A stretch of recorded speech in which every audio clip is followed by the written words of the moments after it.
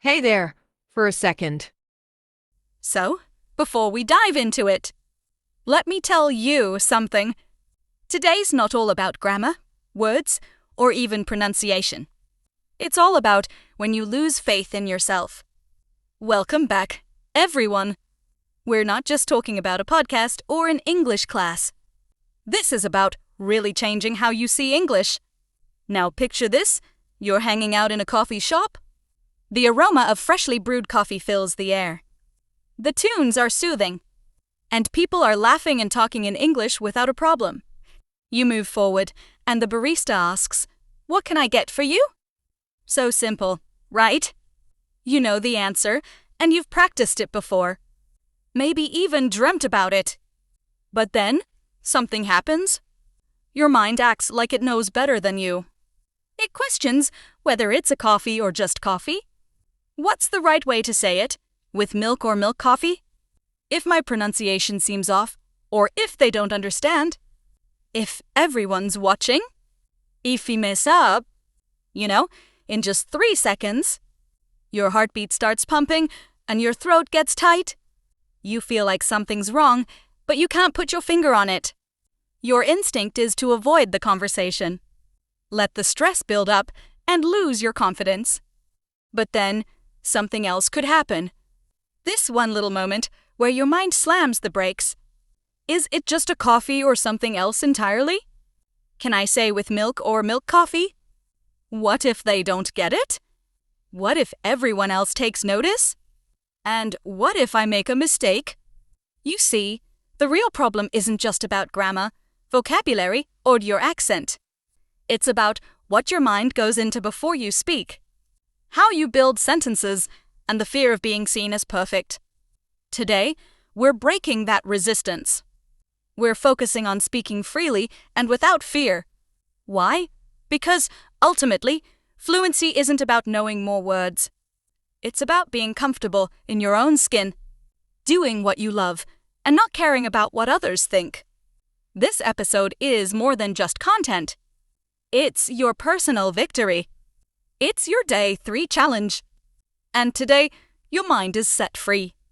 Take a deep breath and let go of the fear. Okay, let's start having a chat. So, you say that it seems simple to start talking? Well, for many learners, it's like climbing a steep mountain. Alright, here we go for day 2 of our 7-day brain revolution, where we focus on one hidden habit that might be slowing down your English progress. We're not here to learn a bunch of new words. No, we're not trying to remember complicated grammar rules. Instead, we're focusing on rewiring your brain. Last day, we looked at one key change. Today, we're going to tackle another mental hurdle. But today, what's the plan? Today, we're going to take that hidden enemy out of your head. You know, that thinking trap that can keep you in a rut. So, what exactly is that thinking trap? Well, it's a mental block that keeps you from speaking without your mind getting in the way. You see, we're all human, and sometimes we worry about saying something wrong, and as a result,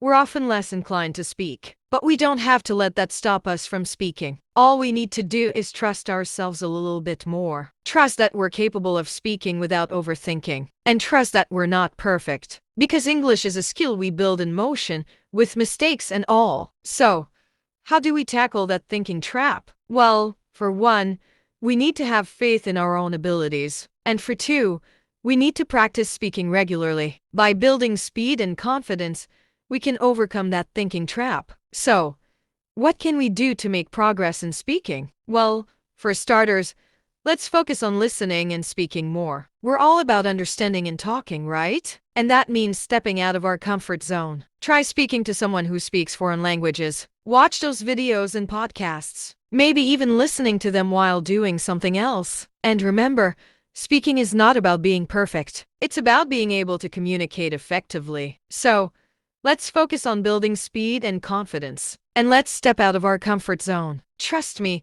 all these steps can make a huge difference. And in the next part, we'll show you how to do it yourself. I hope you enjoyed this conversation and found it interesting. Here's a fun, casual way to rewrite the given text. The folks aren't silent because they're not familiar with English. Instead, They're just super busy with their thoughts. So imagine this. You're about to drive your first time. Instead of looking at the road or feeling the steering wheel, you instead dive into your car's manual. The pages are full of instructions, and you're doing your best to follow them while you're on the road. Page 14 talks about changing gears. Page 22 about how to read the brakes. And page 37 about how your engine responds. Pretty much the same thing, right? But what's the deal with that? You start stalling, then you get super anxious, and you just stop. That's exactly what overthinking does when you're trying to talk. You're trying to say something, but you can't help but think about the rules of grammar. And guess what? Even native speakers don't speak super well. Yesterday, someone told me something like, "I didn't go there." They might be wrong, but don't worry because I understood what they meant. Communication isn't all about how well you say something. It's about sharing ideas. When you focus too much on sounding perfect, you end up not connecting with the real goal of communication, sharing meaning. It's easier to say something accurate than to say something perfect. Why do you think that happens? Well, your brain goes back to your native language first when you need to build a sentence. Then it converts the sentence into English, word by word and piece by piece. But that's not how English works. It moves in different ways. It breathes differently. And it's not as simple as a mathematical formula you can directly convert. Your brain works a bit differently when you're speaking English than it does when you're speaking your native language. Your mind works the hardest when you're trying to get something right. But fluent speakers don't have to do that. They just speak naturally. Our brains are set up to do this way. We learn speaking the same way we learn how to walk or how to ride a bike. It's all about getting more real speaking attempts. We need to let go of the pressure to speak perfectly. Think less and communicate more. That's the secret to mastering English. Let's return to that adorable baby for a moment. There's this kid in the kitchen saying, "I want a cookie." But that's not true. The mom seems puzzled but smiles. They've got this. The child improves simply by talking daily. No grammar book. No memorization of tense rules. It's because he practiced with fear. Remember, our brain learns the same way, and our fear prevents us from mastering language. In reality, our need for extra rules is misguided. Instead, we need more talking before mastering language. That's the real difference in adult learning. Some are just talkers, and they're good at it. Others try to talk first, which makes them better. Let me show how this difference comes to light. Picture two learners. One is a perfect communicator. The other struggles with speaking. Learner 1 starts speaking. "I hung out with friends last weekend. Made a great day. Played at the park." Each sentence feels difficult. It's like watching a car braking every 5 seconds. On the other hand, Learner 2 speaks. "I hung out with friends last weekend. It was so much fun. Cooked a big meal for the family." The grammar is rusty, but the message flows smoothly. There's rhythm, sound, and momentum. Now ask yourself, who will improve faster? The one who practices speaking, or the one who practices listening? The answer's clear, because the real secret of learning is repetition and comfort. Whatever you do, you strengthen and build fluency. If you persist, your brain becomes an expert. In contrast, fluent speakers don't analyze grammar. They don't pause to check prepositions. Why? It's because grammar is embedded in your subconscious. You've heard those perfect patterns thousands of times, and repetition turned that into instinct. So let's begin with technique number 1, the 30-second response rule. Here's how it works. Whenever someone asks you a question in English, you give yourself a strict time limit. 30 seconds. No 5 minutes. No perfect preparation. 30 seconds. Within those 30 seconds, you must start speaking. Even if the sentence is simple, even if the grammar is rusty, even if your vocabulary feels basic, you speak anyway. Why? Because this rule forces your brain out of analysis mode. It pushes you into action mode, and action mode builds fluency. If someone asks, "How was your day?" you don't search for the most impressive answer. You say, "Good. It was a busy day." Done. Was it perfect? No. Was it communication? Yes. And every time you respond within that time limit, you're training speed. And speed creates confidence. In the next technique, we'll show you how to completely eliminate translation from your thinking process so English starts forming directly in your mind.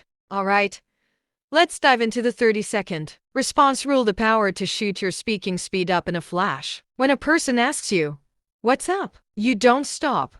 Start building a grand narrative. You don't try to whip up a cool vocabulary list. You just say it straight up. I had a busy day. I spent some time with friends. I got some work done. Simple, clean, fast. The sentence doesn't need anything fancy. Just be loose and let it flow. You'll notice this trick working all the time. It's all about momentum, not about being flawless. Now let's jump into technique number 2. Keep it in English, not your mother tongue. I know it might seem challenging, but the secret is to start tiny. A little tiny. Don't get into your deep thoughts in English. Start with things around you. When you wake up, you can tell yourself out loud, I step out of bed. I'm feeling sleepy. I slip out of my clothes and grab my bag. While cooking, I chop something up. The pan's getting hot. I pour some oil in. Our meal is getting cooked. These aren't super complicated thoughts, but they can be a lot of help. When you put them down in English, you create a direct link between what you're doing and what you're saying. No need for translation. No middleman. In time,